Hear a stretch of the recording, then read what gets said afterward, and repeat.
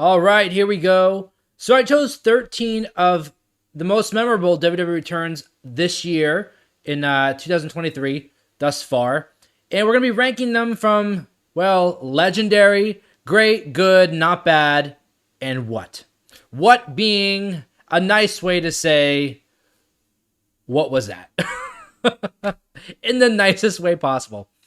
So like I said, I picked 13 of the most memorable WWE returns of 2023 thus far. We are a month over the halfway point of the year. And some of these returns you may remember, and some of them you may not remember. We have the returns of Trish Stratus, The Undertaker, AJ Styles, Asuka, Carlito, Brock Lesnar multiple times, John Cena multiple times. I won't complain about that. Cody Rhodes, Logan Paul multiple times. Chelsea Green, or should we say Chelsea Green, like Samantha Irvin says. Drew McIntyre, Shane McMahon, and Tommaso Ciampa. So let's start out with the first one. Off the bat, Cody Rhodes returning at the 2023 Royal Rumble at number 30, coming in and winning the entire thing. A very predictable win, I should say. But I'm going to place that as great. I didn't think that it was that, just because it was predictable. I'm not going to put it as legendary, although coming back from that injury and winning the Royal Rumble is legendary, but coming in at number 30 just doesn't do it for me. It's not one of those things that it's memorable, but it's not legendary. The next one that we have here on the list, let's see. I'm going to be going with John Cena.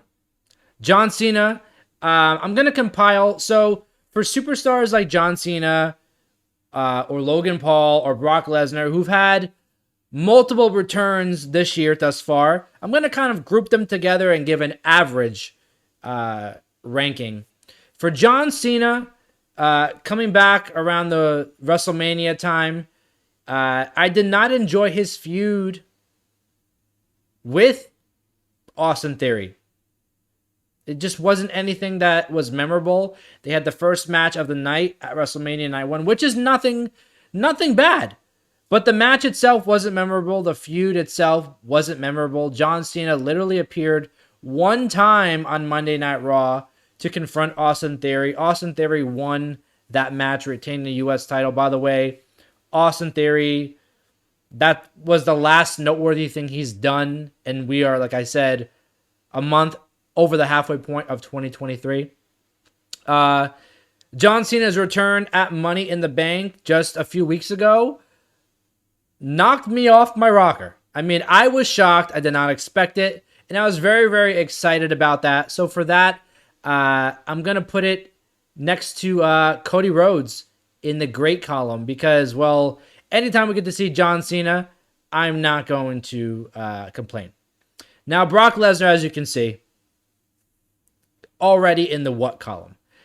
This guy comes in at the most random times, and really this year had some random feuds. His stuff with Roman Reigns last year in 2022 was phenomenal. The match at SummerSlam, the Last Man Standing match, I think was one of his best matches of his entire career. But in 2022, he came back multiple times, attacking Bobby Lashley, getting cheap wins over Bobby Lashley. Not great matches with Bobby Lashley. Not Bobby Lashley's fault, more of a Brock Lesnar thing. Coming in and attacking Cody Rhodes after WrestleMania. That, I will say, was shocking. But then again, after it happened, you kind of have to think, like, Brock Lesnar is not to be trusted, so it's not really shocking at that point. It's more predictable. Plus, he returns a couple times every year. And again, I'm not, by putting him in the what column, I'm not at all discrediting him. He is one of my favorites, at least of all time. Definitely top 5 for me of all time. And I think he's top 10 in general of all time on a larger scale. But Brock Lesnar really hasn't had anything memorable this year. Again, compared to last year, winning the WWE Championship, having that big match with Roman Reigns at WrestleMania, and then just kind of falling off. This next one, Carlito coming back at Backlash. To me, one of the biggest returns of the entire year. Now, Carlito is rumored to have re-signed with the WWE. There was rumors that he would be returning to SmackDown at the July 7th SmackDown show at Madison Square Garden in New York City. That didn't happen. A lot of people saying that it was going to happen, but then again, that 40-minute Bloodline segment that started the show that was supposed to be 20 minutes kind of changed things throughout that entire night. So maybe the return was cut due to the lack of time, or maybe it just wasn't happening at all. Again, reports and rumors circulating that Carlito was re-signing with WWE, but his return, even if it was just for one night at Backlash, coming in during the Bad Bunny and Damian Priest match, coming out in that LWO shirt in his homeland of Puerto Rico. I mean, I was ecstatic. I was ecstatic to see Carlito. I had met him earlier in the year at a signing by me in New Jersey, and I had him sign my United States Championship replica belt. And you can go to my Instagram at The Angle Radio and check out the pictures. And he was a really cool guy, and we kind of chatted a little bit. I also did interview him previously as well, and we talk about returning to WWE and all that great stuff. Again, right here on YouTube, you can check that out at The Angle Podcast on this channel that you're watching. So if you haven't already, please subscribe down below, hit the bell for notifications, and check out and binge some of the great content that I have here. Not just wrestling content like this, but also wrestling interviews and different things. So all stuff related to wrestling and specifically WWE, you can check out right here on the Angle Podcast channel. Now back to what we were talking about with Carlito. I have to put this return as legendary. It was so unexpected. There were no reports that this would be happening. And that's kind of what I love about pro wrestling. Like, when these moments happen, they're unpredictable, they're unreported, they just happen. And when they do, they're put in the legendary column. So Carlito having one of the best returns, may be the best return of 2023. This next one, Shane McMahon coming back at WrestleMania. Supposed to have a match against The Miz. Not bad. I'll put it as not bad because it wasn't good. And we saw what happened. I mean, seconds into the match with The Miz, he tore his quad. And the match kind of ended, and Snoop Dogg came in. And, you know, if you were to tell somebody that The Miz was talking at WrestleMania, Shane McMahon came down, tore his quad seconds in, and then Snoop Dogg filled in and hit a people's elbow and beat The Miz at WrestleMania, someone would think you were on heavy drugs. But no, in 2023 at WrestleMania 39, that actually happened. And I'm putting it the not bad column, like I said, because it wasn't a good return. I'm not putting it in the what column because I didn't expect it. I think there were reports that Shane McMahon would be returning at that point. And, you know, sad thing to happen. Any injury is obviously unplanned, but it's not fun to watch, and it's not anything you'd want to see. But I'm glad Shane McMahon is doing better. And the question remains is, what would he have done if he didn't get injured? What was the initial plan of having him return? Because we've seen him have matches with The Miz before. I mean, he is a former tag team champion with The Miz. So yeah, the question remains is, what would have happened if Shane McMahon didn't get injured? What was the plan to move forward? Because we've seen him have the matches with The Miz before. Like I said, former tag team champion with The Miz. where would he have gone? Because he does have the title as the best in the world. And no way do I believe that. But he did win that trophy. So yeah, I'm going to put it in the not good column just because it wasn't anything that I would care to see. And yeah, Shane McMahon being put in the not good column. Now, this next one, I'm going to put it in the good column. It's Chelsea Green. Chelsea Green returning at the 2023 Royal Rumble, breaking the record, I think, for the shortest time in a Royal Rumble match. Since returning, she has just been doing such great work. I mean, the Karen gimmick that she's got going on, that she wants to talk to everyone's manager and she's just complaining. And it has been, honestly, it has been something, but I want to say legendary. That was the word that was coming to mind, but I'm not putting it in the legendary column. I'm going to put it in the good column. Just because, you know, I would have hoped to see Chelsea Green do bigger things in WWE, maybe get closer to that Bianca Belair area and mess around with options with the women's title on either show. Being paired with Carmella, and Carmella obviously going and getting pregnant and being sidelined. Sonya Deville stepping in and taking that spot. I would have loved to see what Chelsea Green and Carmella would have done, but I think she's also doing a great job with Sonya Deville. So regardless, yeah, we're going to put her as good. Now, what, as Stone Cold would say, Logan Paul returning to WWE multiple times. His match with Seth freaking Rollins at WrestleMania was fantastic. Loved it. Him returning at the Royal Rumble late into the match and going to the final, I think it was the final 4 or final 3. Bad decision. I didn't like that decision. If he was going to dump Seth out, do it earlier and then someone dump him out. And, you know, I don't think he should have been the final 4 or final 3. Which is why I'm putting that return as what. And then also, again, coming back before Money in the Bank. I mean, the reason why he was brought back for Money in the Bank was to have some great stuff, great spots that he botched. So it defeated the purpose. You know what I mean? So Logan Paul coming back, besides his match at WrestleMania, hasn't really done anything impressive. Not impressive. He's been impressive. Not anything that would have been labeled as legendary or good or great. You know, if he would have won Money in the Bank or he would have landed those spots. Now, maybe we'll recircle back to this after SummerSlam, where he's rumored to have some sort of program with Ricochet, and they may have one of the best matches of the entire year, just because those two are high flyers and they're great in the ring. And they have a great chemistry together besides at Money in the Bank.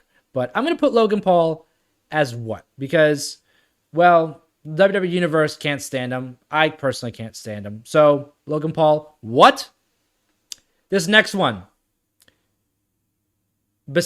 Outside of it being predictable, because a lot of people have reported that Drew McIntyre was returning to WWE. I even created content based upon that.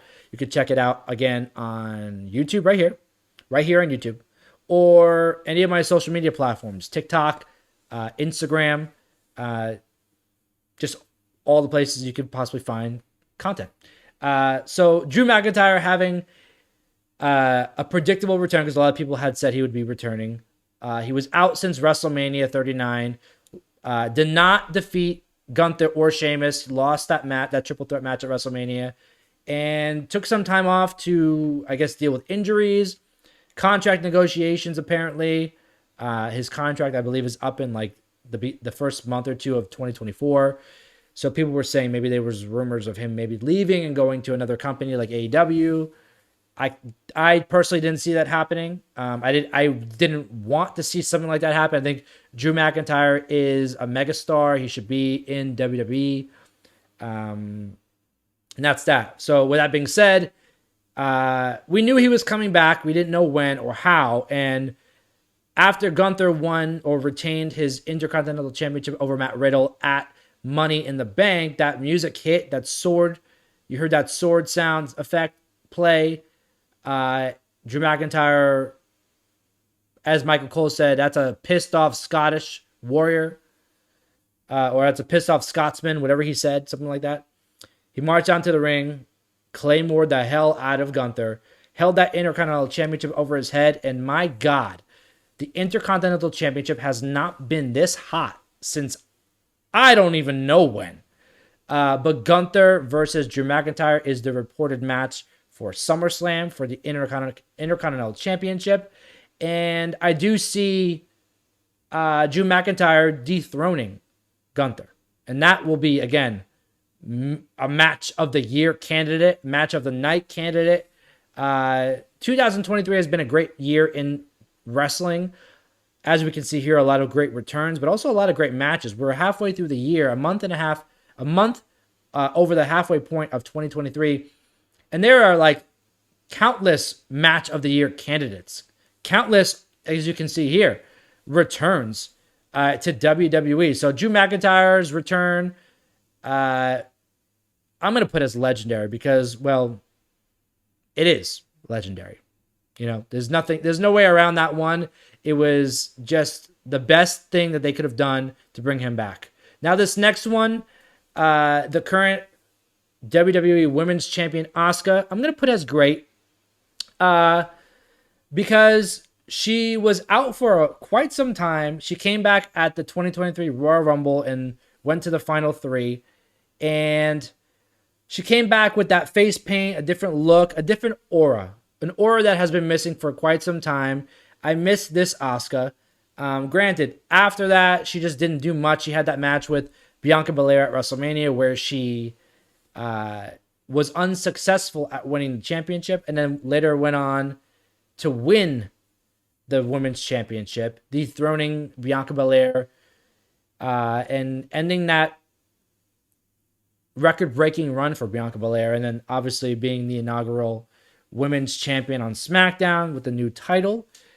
So with all of that, I'm going to put Asuka's return at the 2023 Royal Rumble as great because, well, Asuka is great, and although she hasn't had a great spot, I'm glad to see her back.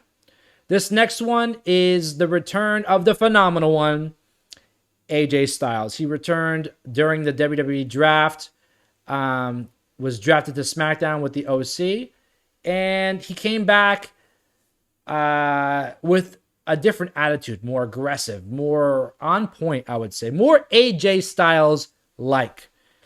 Since then, he hasn't really.